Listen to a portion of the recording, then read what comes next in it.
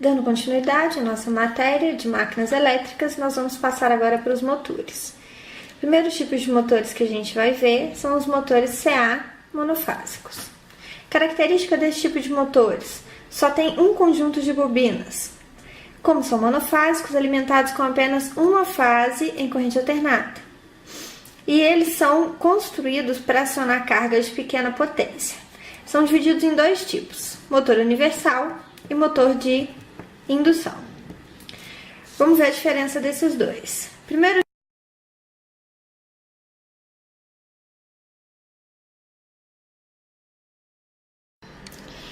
motor universal CA ou CC. O motor universal em CA ou CC, o esquema dele, que é esse desenho que está aqui, é bastante simples. Essa parte aqui do meio a gente chama de coletor. Essas duas que estão coloridas aqui do lado a gente chama de escovas. E aqui a gente tem as duas bobinas de campo. Essas escovas, elas são feitas de carvão. Quem mexe com liquidificador em casa já deve ter observado, quando o liquidificador vai ficando velhinho, ele vai soltando umas casquinhas pretas. É porque essas escovas de carvão, por elas estarem sempre em contato com esse coletor, elas vão gastando, tá? Esse coletor vai girando e vai fazendo gastar essas escovas de carvão. Aqui por dentro tem uma molinha, que vai gastando a escova, vai empurrando a molinha. Então, a molinha vai empurrando a escova para ela durar até o finalzinho. Então, quando solta aquelas casquinhas pretas, aquelas casquinhas são pedacinhos de escova que soltaram algumas vezes. E essas escovas, elas são substituíveis. Então, às vezes o liquidificador ou a furadeira para de funcionar, é porque a escovinha acabou. Então, é só a gente comprar outra escova do mesmo modelo e substituir, que o motor vai voltar a funcionar. Como que a gente faz a inversão da rotação nesse tipo de motor? A gente vai inverter a alimentação das escovas. Então, é só a gente trocar. Se aqui a gente está mandando fase, aqui a gente está mandando neutro. Quando a gente inverte essa ligação de uma para outra, a gente vai estar invertendo a rotação desse motor. Ele é um motor que tem um alto conjugado de partida. O que quer dizer isso? Ele tem uma alta força na partida, tá? Que nem a furadeira. A gente não precisa ligar a furadeira antes e encostá-la na parede para só depois que ela estiver em pleno giro a gente forçar ela na parede. O liquidificador, a gente coloca os materiais, os produtos lá dentro, todos sólidos, para ele começar a bater. Então, a parte onde o liquidificador vai exercer mais força é na hora que ele parte, na hora que ele começa a girar. Então, essas máquinas precisam de um alto conjugado de partida. Variação de velocidade. A variação de velocidade é feita com a variação da tensão. Aumenta-se o valor de tensão, aumenta-se o valor de velocidade. São fabricados para baixa potência, tá? Até 500 watts ou 0,75 cavalos. E as suas velocidades variam de 1.500 até 15.000 RPM. Então tem aqui a utilização, liquidificadores, furadeiras, batedeiras e assim por diante. Então são motores, na maioria das vezes, de uso doméstico. Motores de indução. Os motores de indução, eles só têm um enrolamento no estator, tá? O que vai acontecer quando a gente colocar esse motor para funcionar? É um motor de construção bastante simples. A gente tem uma bobina de um lado e uma bobina do outro lado para fazer girar um rotor que está aqui no meio. Quando a gente joga a corrente alternada nesse tipo de circuito, ora ele vai estar gerando polo norte de cá, polo sul de cá. Ou então, quando a gente inverte o sentido de circulação da corrente, ele vai estar gerando polo norte de cá e sul desse outro lado. Então, qual que é a tendência desse motor? Se eu tenho norte de cá e sul de cá, é esse meu rotor aqui ficar o tempo todo parado, puxando para essa parte, atraído pelo norte, e essa parte atraída pelo sul. Ora, essa parte atraída pelo norte, essa parte atraída pelo sul. Então, o movimento que a gente gera é um movimento de campo. O campo cresce para o norte, decresce, cresce para o sul, decresce, e a mesma coisa acontece para cá. Cresce para o sul, decresce, cresce para o norte, decresce. Então, não existe um movimento rotativo. Existe um movimento de campo, aumentando e diminuindo. Então, se esse rotor aqui no meio estiver parado, não vai ter nada que faça esse motor girar. Ele vai continuar parado. Agora, se a gente chegar aqui e der uma forçada nesse eixo, der um impulso nele para ele girar para um lado, essa força que vem aqui norte-sul variando, vai manter esse motor em funcionamento. Então, para que a gente não precise dar esse tranco, digamos assim, para manual, né, para o motor continuar girando, é necessário que exista esse giro inicial e que não seja manual. Então, para isso, tem dois tipos de partidas que são utilizadas para dar esse giro inicial no motor e depois a gente usar os dois enrolamentos para manter esse motor girando, tá? São divididos em dois tipos. São chamados de motores de campo distorcido ou motores de fase auxiliar com capacitor. Agora,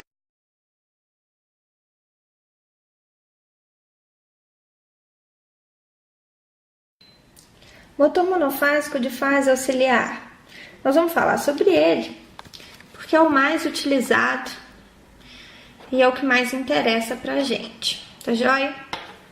Bom, esse motor monofásico de fase auxiliar, eu fiz um esqueminha, um desenho esquemático aqui do funcionamento dele para vocês, e a gente vai ter que definir o nome de algumas partes pra gente entender o funcionamento. Esse motor ele é composto de dois enrolamentos. Esses dois grandões aqui, ó, essas duas bobinas aqui, a gente chama as duas de enrolamento principal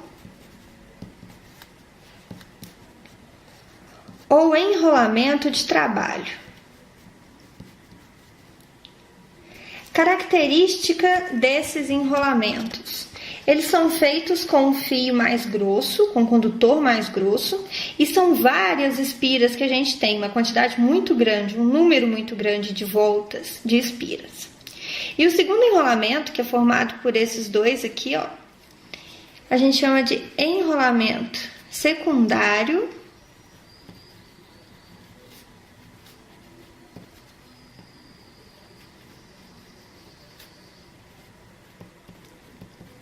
ou enrolamento de partida.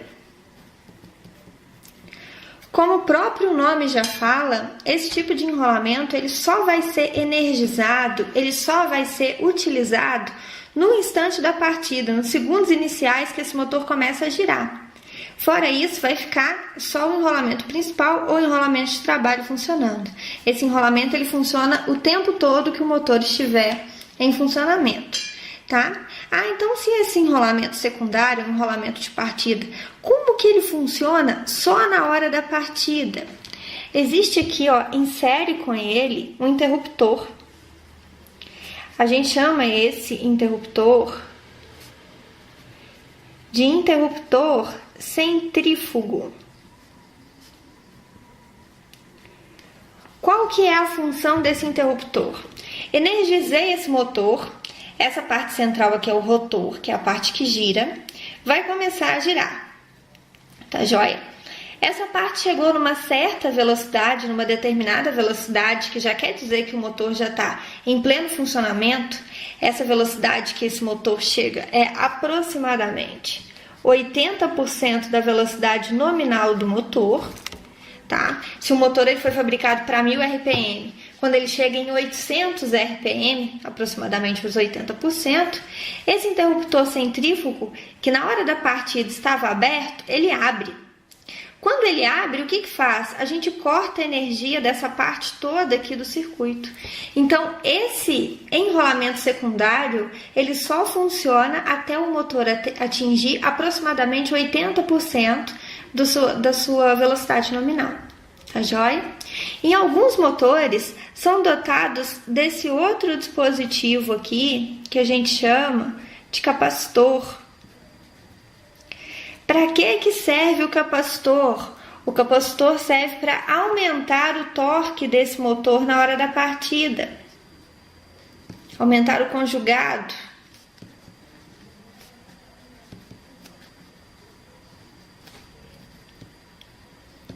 Em outras palavras, esse capacitor vai servir para dar mais força para o motor na hora da partida. Então, alguns motores não têm esse capacitor, tá? Alguns motores têm um capacitor e outros motores têm 2 capacitores, tá? Então, função do capacitor, importantíssimo saber, aumentar o conjugado de partida do motor, tá? Então, quais são as partes principais de um motor de fase auxiliar monofásico? Enrolamento principal, enrolamento secundário, interruptor centrífugo e o capacitor. Tá joia? Então, lembrando, alguns não têm capacitor, alguns vão ter 2 capacitores, tá? E se vocês forem pesquisar aí, andarem abrindo motores monofásicos, vocês vão perceber que alguns motores não têm um interruptor centrífugo, tá joia? Quer dizer o que quando não tem um interruptor centrífugo? Se ele não tem interruptor centrífugo é porque ele não precisa tirar esse enrolamento de partida, esse enrolamento secundário. Então, provavelmente será um motor de campo distorcido. Tá joia? Existem alguns motores que têm o capacitor, que são motores de fase auxiliar, tem o capacitor e não tem esse interruptor centrífugo. O que acontece? Vai ter casos em que esses enrolamentos e o capacitor vai ser próprio para suportar trabalhar o tempo inteiro junto com o motor, funcionar o tempo inteiro com o motor. Então, nesse caso, quando esse capacitor é especial e esse enrolamento é especial, ele não necessita do interruptor centrífugo. Mas na grande maioria dos casos é composto por essas partes. A diferença do enrolamento principal para o enrolamento secundário é que o enrolamento principal ele é de um fio mais grosso, com muitas espiras, e o enrolamento secundário ele é construído de um fio mais fininho, de um condutor mais fino e tem menor quantidade de espiras, tá? Para que serve? Qual que é o princípio básico de funcionamento desse motor? Vamos supor que a gente fez aqui ó, a ligação fase neutro. A numeração aqui, geralmente, 1 e 2 para o enrolamento principal e 3 e 4 é a numeração do enrolamento secundário. Porque lá no motor, vocês vão receber um motorzinho, tá? Vai ter o motor, vai ter uma caixinha de ligação e vai estar saindo 4 fios. No caso desse motor aqui, 4 fios lá de dentro. Então, como que você vai saber qual dessas pontas aqui pertence ao enrolamento principal? Qual dessas pontas pertence ao enrolamento secundário? De acordo com a numeração. Então, sempre vai ter a numeração, tá joia? Veio a numeração 1, 2, 3, 4. Opa, 1 e 2, enrolamento principal, 3 e 4, enrolamento de trabalho. Daqui a pouquinho a gente vai ver que vai ter tipos de motores com ligação a 2 fios, esse tipo a 4 fios, e ligações de motores monofásicos a 6 fios. A gente vai ver as diferenças de um para o outro, tá joia? Então, voltando ao princípio de funcionamento. Vamos supor que não existisse esse enrolamento auxiliar. A gente vem e energiza o enrolamento principal, jogando fase neutra aqui no 1 e no 2. O que vai acontecer? Uma dessas bobinas vai gerar o norte, a outra dessas bobinas vai gerar o sul. Então vai cair naquele caso que a gente já comentou. O motor vai ficar travado, norte de um lado e sul do outro. E aí? Ele vai saber para que lado ele gira? Ele vai tombar mais para um lado que para o outro? Não, porque o norte e o sul vão estar exercendo a mesma força, porém em sentido contrário, para cima desse rotor. Quando a gente acrescenta esse enrolamento auxiliar, o que acontece? Lembrando das aulas que a gente já viu, os indutores, a quantidade de campo que é gerada neles depende da quantidade de fio, do comprimento do condutor e da quantidade de voltas, lembra disso? Esse daqui tem muito mais voltas, é de um fio mais grosso. Esse tem menos voltas, é de um fio mais fino. Quem vai gerar mais campo magnético? O enrolamento principal. Então, é como se nesse caso aqui, vamos supor que esse lado gerasse o norte e esse lado gerasse o sul. E esse enrolamento principal gerasse um sul pequenininho aqui, ou seja, mais fraco, e o norte pequenininho para cá, mais fraco. Então, o motor já definiria um sentido de giro. Por mais que exista esse campo aqui pequenininho, tá? Por menor que ele seja, ele vai gerar algum tipo de interferência. Então, ao invés do meu eixo ficar travado aqui em norte e sul, ele já vai tender a tombar para esse lado. Ou seja, ele já vai sair dessa posição e começar um movimento nesse sentido. tá joia? Sem a gente precisar fazer um movimento mecânico, só com a diferença de campo magnético desses dois enrolamentos. Então a gente engana esse motor, a gente cria uma força menor para ele conseguir definir um sentido de giro e começar a girar. E o que vai aumentar essa força no giro, no início da partida, é o nosso capacitor. Tranquilo?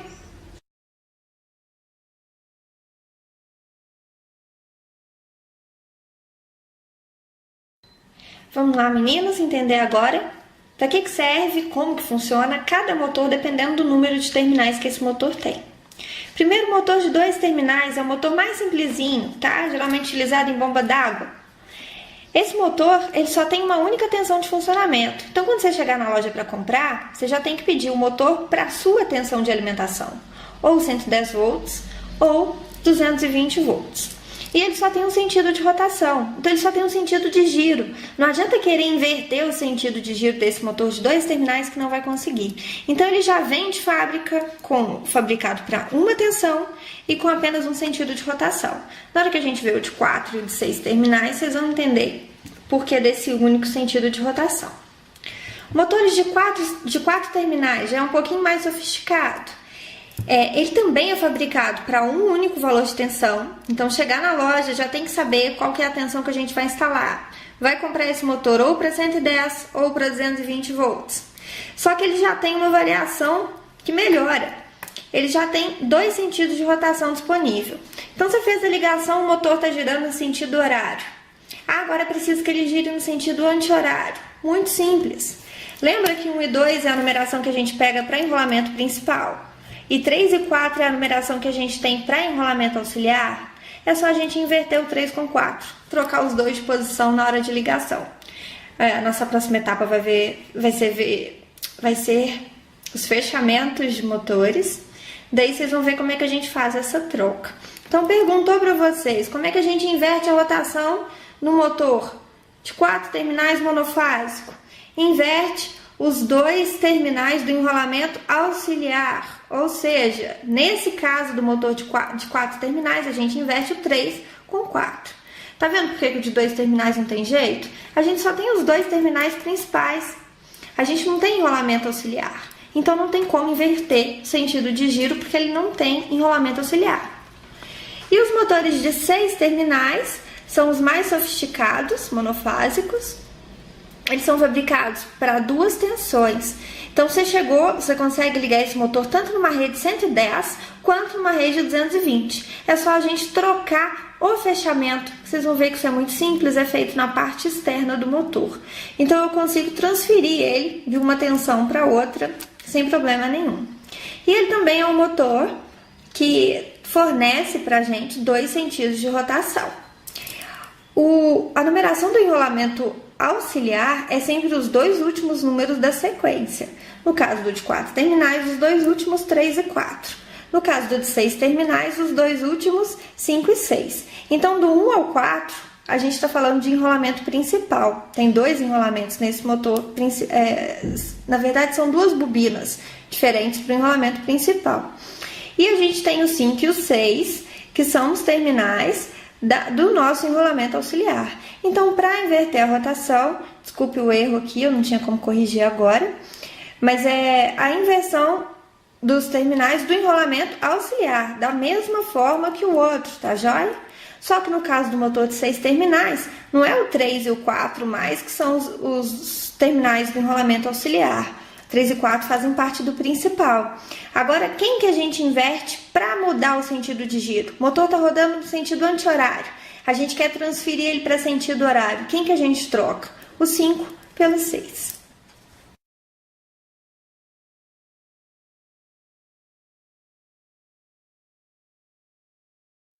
Vamos lá agora aprender a fazer o fechamento.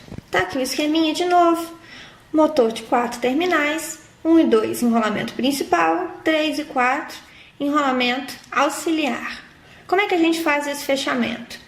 Eu tenho uma fase e um neutro para mandar, certo? Então, eu tenho que mandar uma fase no enrolamento principal e uma fase no enrolamento auxiliar. Então, eu vou pegar aqui, ó, mandar uma fase no 1 e no 3.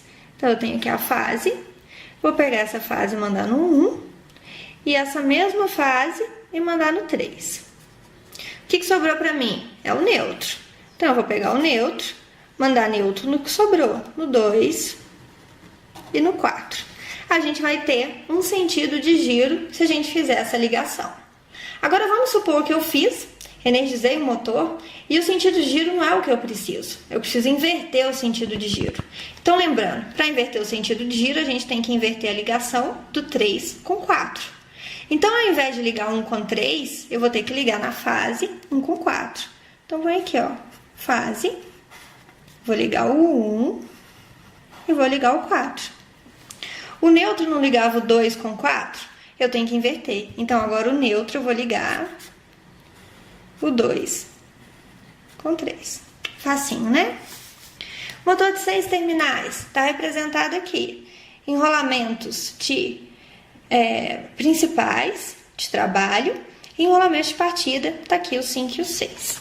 Então, a gente tem que mandar fase em todos esses enrolamentos. Então, eu tenho que chegar com uma fase aqui, nesse primeiro enrolamento principal, fase no segundo enrolamento principal e fase no enrolamento de trabalho. Então, vamos lá.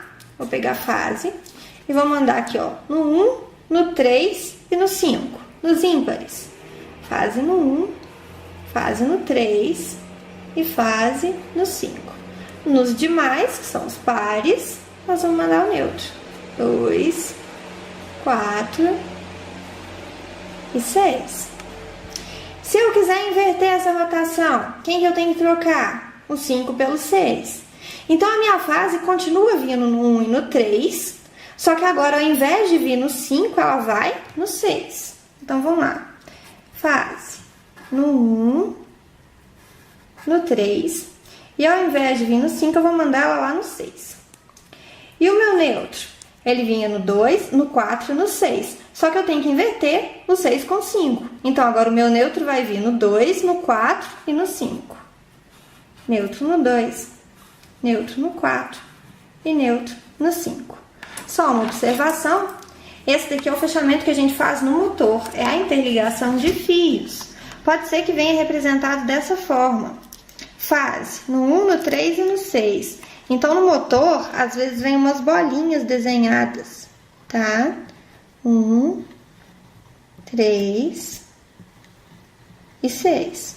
E eu tenho que mandar a fase nele, certo? Então, ele já vem e faz isso daqui, ó. Manda a fase e interliga as 3. E as outras? 2, 4 e 5. Outras bolinhas. 2, 4 e 5. Pego e mando o neutro nelas. Então, o fechamento vir dessa forma ou vir dessa forma, dá na mesma, é a mesma coisa, só é questão de saber interpretar o que o desenho está falando. Beleza?